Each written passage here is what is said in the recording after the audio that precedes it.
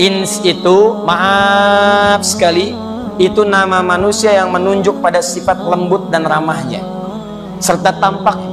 18 kali disebutkan dalam Al-Quran. Kalau disebutkan ins, disebutkan lawannya jin. Ya ma'syaral jinni wal wa ma khalaqtul jinna wal. Nah, maaf ya, maaf sekali. Kenapa sering disandingkan jin dengan ins? Kata Binti Syati, awas, penulis kitab Al-Quran wa Qadayal Ummah, begitu disebutkan kalimat ini dalam Al-Quran, hati-hati. Kenapa jin sering disandingkan dengan ins? Begitu jin muncul, ins muncul. Karena dua-duanya memiliki makna yang bertolak belakang. Jadi kalau ada jin punya makna 3, maka ins punya 3 makna. Contoh, jin makna pertamanya hal yang tersembunyi. Semua yang tersembunyi dalam bahasa Arab, maka kalimatnya tidak akan jauh dari huruf jim dan nun. Misal, dalam tubuh seorang perempuan ada rahim, di dalamnya ada janin. Jim dengan nun. Kenapa disebut janin? Karena jin ini, janin tersembunyi dalam perut seorang perempuan, tidak nampak ke permukaan. Apa ada ibu yang mengandung kemudian kandungannya transparan kelihatan dari luar? Ibu itu kayaknya perempuan ya, tahu dari mana? Tuh nampak rambutnya. Janin. Tempat kita di akhirat surga. Apa bahasa Qurannya? Jannah. Kenapa disebut dengan jannah? Karena sekarang belum tampak di hadapan kita, tersembunyi. Jin, kenapa disebut dengan jin? Karena makhluk ini saat diciptakan oleh Allah tak nampak dalam pandangan kita, fitrahnya tersembunyi. Ingat nih, awas jangan salah, jin itu fitrahnya tersembunyi. Jadi kalau ada jin melakukan penampakan, itu jin sedang punya masalah. Saya serius nih. Apalagi manusia-manusia yang cari penampakan jin, itu kurang sehat. Makanya ketika Allah menciptakan kita disebut ins, sesuatu yang tampak. Silakan cek, jin lahiran nggak pernah kelihatan bayinya, manusia lahiran tampak bayinya. Tidak pernah ada perempuan lahiran suaranya kedengaran, sosoknya nggak ada. Mana bayinya? Saya juga nggak tahu. Tampak. Makanya kalau manusia yang suka tampak kelihatan, tiba-tiba sering bersembunyi. Masuk kantor sembunyi-sembunyi, masuk rumah pulang malam sembunyi-sembunyi, ke masjid datang sembunyi-sembunyi, duduk dekat kotak infak. Maka ini menunjukkan manusia itu sama dengan, bukan, sama dengan sedang keluar dari fitrahnya. Itu pasti manusia sedang punya persoalan dalam hidupnya. Jin disebut jin, makna keduanya, maaf, satu dorongan yang seringkali menumbuhkan sikap kasar, tidak lembut. Makanya silakan Anda cek, jin tuh kalaupun melakukan penampakan, maka nggak ada yang lembut. Ya, mohon maaf, tidak pernah ada sejarah jin melakukan penampakan tiba-tiba jadi lembut. Mohon maaf Ustadz, orang kemasukan jin nih, tiba-tiba lembut. Boleh nggak saya ikut pengajian sab pertama? Tidak ada. Orang kalau sudah kemasukan jin, kalau tidak mulutnya kemudian meracau, maka tindakannya mengacau. Sebaliknya manusia disebut dengan ins karena punya asli kata dari kata anisah atau al-anusah atau al-insiyah. Apa artinya? Sosok yang melahirkan kelembutan dan sifat ramah. Karena itu kalau ada manusia yang tadinya ramah, lembut, tiba-tiba berubah jadi kasar, pandangannya tidak baik, tangannya kasar, kakinya kasar, itu artinya ada yang salah dengan pengaruh sekitarannya sehingga membuat dia kehilangan fitrah hidupnya. Makanya orang yang benar-benar baik itu kalau terlahir sebagai manusia, begitu melakukan tindakan yang kasar, yang kotor, maka hati kecil pasti menolak. Nggak percaya silahkan. Anda kalau kita bersih nggak pernah berbuat salah, tiba-tiba terpikir berbuat salah, pulang dari sini tiba-tiba pengen coba pakai sendal orang lain.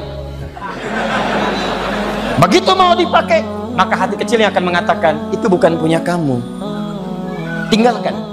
Bagaimana kalau saat kamu pakai kamu diwafatkan oleh Allah Subhanahu wa ta'ala? Makanya kata para ulama, kalau Anda ingin terfikir berbuat maksiat, bayangkan seketika akan wafat. Itu cara paling cepat meninggalkan maksiat yang dimaksudkan.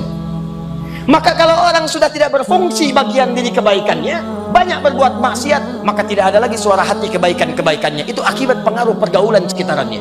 Begitu mau keluar masjid, langsung hatinya berkata, jangan lakukan, itu bukan punya kamu yang lebih bagus yang itu tuh, yang ini tinggalkan. Ini menunjukkan ada yang salah dalam dirinya.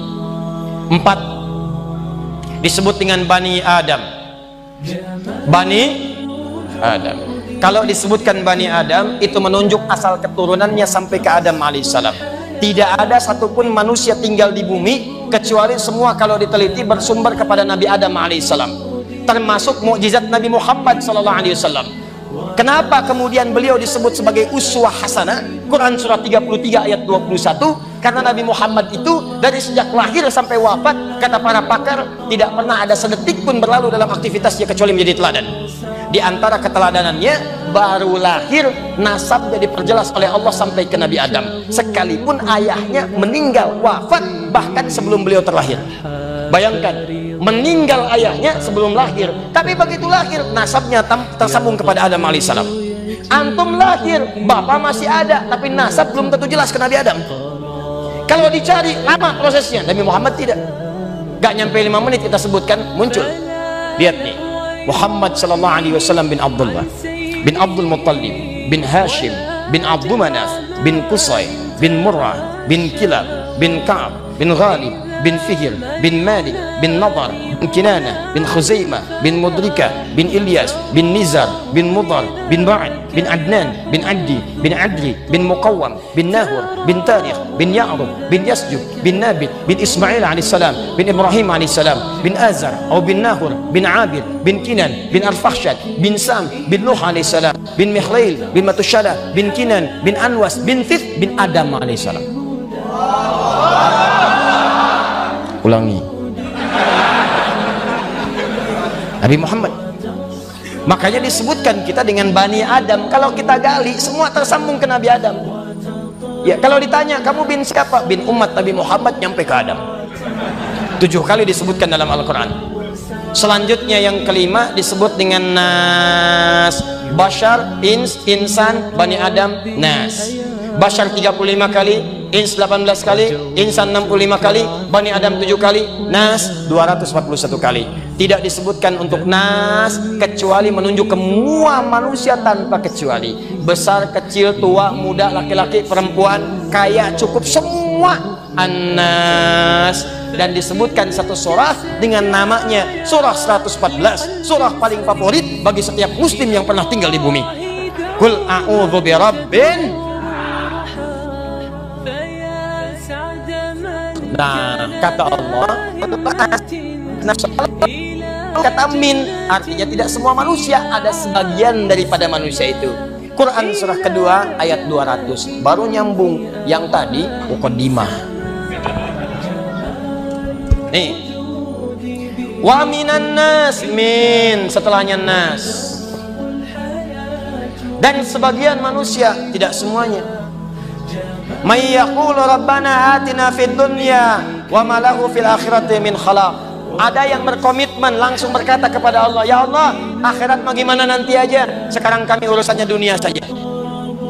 Kalau bahasa bebasnya, ada manusia yang hidupnya hanya fokus pada urusan dunia dan tidak pernah berpikir tentang akhirat. Kalau Allah katakan demikian, itu pasti akan terjadi. Ingat, Al-Quran itu sempurna, Allah itu sifatnya sempurna. Maka ketika menyampaikan sebuah informasi, itu pasti akan terjadi. Kata Allah, ada orang-orang yang peta hidupnya itu hanya dunia saja. Yang penting dunia kaya, yang penting dunia bahagia, yang penting dunia nikmat. Akhirat masih jauh, gak usah dipikirin. Ini golongan pertama. Saya tanya pada Anda, ada yang hidupnya tiap hari kerja saja? Ada. Ada yang tiap hari hidupnya foya-foya saja? Ada.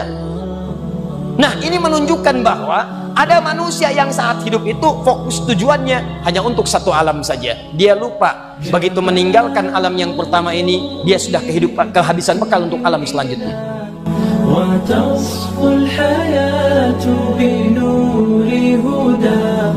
جمال الوجود